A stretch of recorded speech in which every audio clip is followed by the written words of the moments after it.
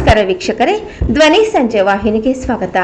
ಸರ್ಕಾರದ ಸಾರ್ವಜನಿಕ ಅಕೌಂಟ್ ಏನಿರುತ್ತೆ ಅದರಲ್ಲಿ ಇರಿಸಬೇಕು, ಅದ ಪಾವತಿ ಮಾಡಬೇಕು.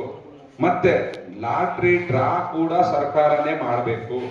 ಆ ಲಾಟ್ರಿ ಡ್ರಾ ಮಾಡಿದ ನಂತರ ಬಂದಂತ ಲಾಟ್ರಿ ಡ್ರಾ ಆಗಿ ಅದೇನಾದ್ರು ಪ್ರೈಸ್ ಕ್ಲೇಮ್ ಯಾರು ಮಾಡಲಿಲ್ಲ ಅಂದ್ರೆ ಆ ಹಣ ಸಹ ಸರ್ಕಾರದ ವಶಕ್ಕೆ ಇರುತ್ತದೆ. ಅದು ನಂತರ ಅದು ಸರ್ಕಾರದ ಆಸ್ತಿಯಾಗಿ ಕನ್ವರ್ಟ್ ಆಗಿ ಜನತೆ ಉಪಯೋಗ ಬರುವಂತ ಕ್ರಮ ತಗೊಳ್ಬೇಕು. ಅದಾದ್ಮೇಲೆ ಯಾವ ಜಾಗದಲ್ಲಿ ಲಾಟ್ರಿ ಇಲ್ಲ ಇವತ್ತವರೆಗೂ ಈ ರೀತಿ ಲಾಟ್ರಿ ಸರ್ಕಾರನೇ ಮಾಡಿದಾಗ ಸರ್ಕಾರಿ ಕೆಲಸಗಳು ಸಹ ಹುಟ್ಟುತ್ತೆ.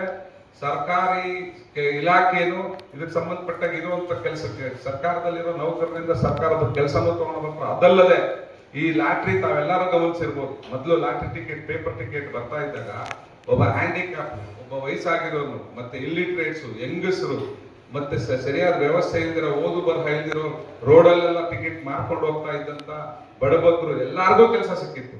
ಅವರೆಲ್ಲಾರ ಕೆಲಸನೂ ಈಗ ಕಳ್ಕೊಂಡು, ಕಾರಣ ಏನಪ್ಪಾ ಅಂದ್ರೆ ಸರ್ಕಾರ ಈ ಸಿಂಗಲ್ ಲೈನ್, ಆನ್ಲೈನ್, ಇಲ್ಲಿಗಲ್ ಲಾಟ್ರಿಗೂ ಕಾನೂನುಬದ್ಧವಾದ ಲಾಟ್ರಿಗೂ ವ್ಯತ್ಯಾಸನ ಜನತೆಗೆ ತಿಳಿಸದೆ ಎಲ್ಲಾ ಲಾಟ್ರಿನೂ ಒಂದೇ ಗುಂಪಲ್ಲಿ ಸೇರಿಸಿ ಆಲ್ ಆಫ್ ಎ ಸಡನ್ 2007ರಲ್ಲಿ ಒಂದೇ ಸಲ ಯಾವುದೇ ಮುನ್ನೆಚ್ಚರಿಕೆ ಕ್ರಮ ತಗೊಳ್ಳಿಲ್ಲ.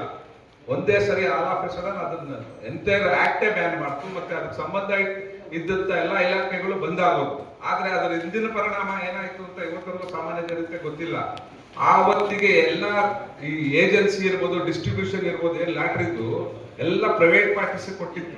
ಈ ಇಲಾಖೆನೇ ಮುಚ್ಚಿದ ಕಾರಣ ಒಂದೇ ಒಂದು ರೂಪಾಯಿ ಆ ಪ್ರೈವೇಟ್ ಪಾರ್ಟೀಸ್ ಇಂದ ಬರಬೇಕಾಗಿದ್ದಂತ ಹಣ ವಸೂಲಿ ಮಾಡಿಲ್ಲ ಇವತ್ತು. ಅದು ಸಾವಿರಾರು ಕೋಟಿ ಮುಟ್ಟುತ್ತೆ. ಅದರ ಲೆಕ್ಕಾಚಾರ CAG ಅಂತ ನಮ್ಮ ಆಂತರಿಕ ಲೆಕ್ಕ ಪರಿಶೋಧಕರು ಏನ್ ಹೇಳ್ತಾರೆ, ಅದೆಲ್ಲ ತುಂಬಾ ಹಿಂದೆನೆ ಇಷ್ಟು ಸಾವಿರಾರು ಕೋಟಿ ಸರ್ಕಾರ ವಸೂಲಿ ಮಾಡಬೇಕು ಅಂತ ರಿಪೋರ್ಟ್ ಕೊಟ್ಟಿದ್ದಾರೆ. ಇದನ್ನು ವಸೂಲಿ ಮಾಡಬಹುದು ಅಂತ ಸುಪ್ರೀಂ ಕೋರ್ಟ್ ಆದೇಶ ಸಹ ಮಾಡಿದೆ. ಅದ್ರ ಬಗ್ಗೆ ಯಾವುದೇ ಕ್ರಮ ಕೈಗೊಂಡಿಲ್ಲ ಇವತ್ತು.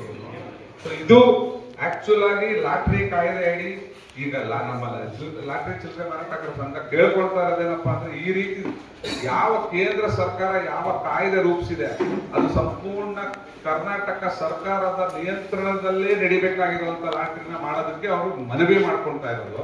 ಆ ಮನವಿಯನ್ನು ಸಹ ಇವತ್ತವರೆಗೂ ಮಾಡಲ್ಲ ಅಂತ ಸಹ ಒಂದು ಲೆಟರ್ಗೆ ಉತ್ತರ ಕೊಟ್ಟಿಲ್ಲ ಸರ್ಕಾರ. ಎಲ್ಲಾ ಸರ್ಕಾರಗಳು, ನಾವು ಈ ಸರ್ಕಾರ ಅಂತ ದೂಷಿಸ್ತಾ ಇಲ್ಲ. ಯಾಕೆ ಕಾರಣ ಏನಪ್ಪಾ ಅಂದ್ರೆ, ಸಾರ್ವಜನಿಕರಲ್ಲಿ ಲಾಟ್ರಿ ಅನ್ನೋದೇ ಒಂದು ದೊಡ್ಡ ವ್ಯಸನಕಾರಿ ಭೂತ.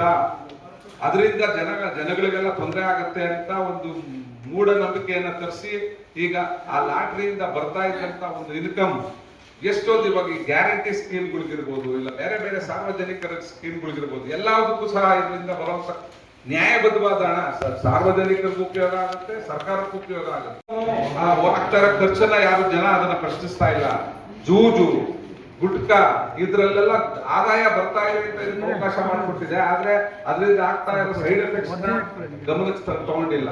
ಆದ್ರೆ ಈ ಲಾಟ್ರಿ ಸ್ಕೀಮ್ ಏನಿದೆ, ಈ ಲಾಟ್ರಿ ರೆಗ್ಯುಲೇಷನ್ ಆಕ್ಟ್ ಪ್ರಕಾರ ನಡೆದ್ರೆ ಯಾವುದೇ ರೀತಿಯ ದುಷ್ಪರಿಣಾಮಗಳು ಇರುವುದಿಲ್ಲ. ಇದು ಕಾನೂನು ಬಾಹಿರ ಅಂತೂ ಅಲ್ವೇ ಅಲ್ಲ. ಇಲ್ಲಿ ಕಾನೂನು ರೀತಿಯ ಈ ಸೆಕ್ಷನ್ 4 ತಾವೆಲ್ಲ ಓದಿದ್ರೆ ತಮಗೆ ಅರ್ಥ ಆಗುತ್ತೆ, ಪರ್ಫೆಕ್ಟ್ ಆಗಿದೆ. ಅದ್ರ ಪ್ರಕಾರ ಮಾಡಿದ್ರೆ ಯಾರು ಅದ್ರ ವ್ಯಸನೂ ಬರಲ್ಲ. ಇದು ಯಾವುದೇ ನ್ಯಾಯ, ಎಲ್ಲರಿಗೂ ಕಾನೂನುಬದ್ಧವಾಗಿದ್ರೆ ಆಗೋಯ್ತಾ, ಜನಗಳು ಹಾಳಾಗೋದನ್ನ ನಾವು ಪರಿಗಣಿಸ್ಕೊಳ್ಳೋದಂತ ಒಂದು ಪ್ರಶ್ನೆ ಹೇಳಬಹುದು. ಆದ್ರೆ ಇದು ನ್ಯಾಯಬದ್ಧವಾಗೂ ಇದೆ.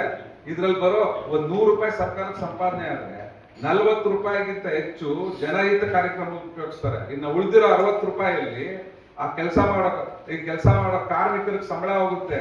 ಈ ಲಾಟ್ರಿ ಏಜೆಂಟ್ಸ್ಗೆ ಜೀವನೋಪಾಯಕ್ಕಾಗುತ್ತೆ. ಪ್ರೈಸ್ ಬಂದ್ರೆ ಆ ಪ್ರೈಸ್ ಬರೋ ಹಣದಿಂದ ಪ್ರೈಸ್ ತಗೊಂಡಂತ ಸಾಮಾನ್ಯ ಜನತೆ ಉಪಯೋಗ ಆಗುತ್ತೆ.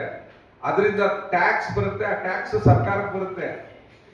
ಇಷ್ಟೆಲ್ಲ ಉಪಯೋಗಗಳಿರುವಂತ ಒಂದು ಉದ್ಯಮನ ಸರ್ಕಾರ ಮುಚ್ಚಿರೋದು ಕಾನೂನು ಪ್ರಕಾರವಾಗಿ ಹೋದ್ರು ಸಹ ಇದು ಸಾಮಾನ್ಯ ಜನತೆಗೆ ಅನ್ಯಾಯ ಆಗುತ್ತೆ ಅಂತ ಹೇಳಿ ನನ್ನ 2 ಮಾತು ಏನಿದೆ ಇದ್ರ ಬಗ್ಗೆ ನಾನು